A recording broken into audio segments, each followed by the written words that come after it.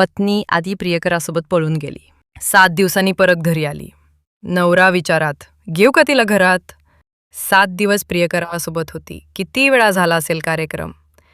असा प्रश्न मनात यावा हेही साहजिकच, कारण गेली होती ती नजीकच. तिचा प्रियकर 2 वर्षांपूर्वी मारला गेला. तिच्याच भावाने यमसदनी पाठवला. खालच्या जातीचा होता तो. पोरीला मात्र त्याचंच वेड झालं हो. कधीमधी ती पळते, त्याच्या आठवणीतच. राजाला बायकोची ही कहाणी आधीपासूनच ठाऊक होती.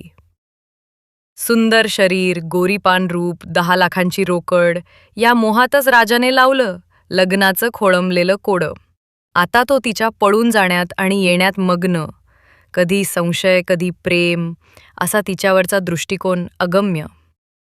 ती आहे पवित्र, पण गोष्ट मात्र थोडी विचित्र. सबस्क्राईब करा. मला तुमच्या मदतीची गरज आहे बरं का.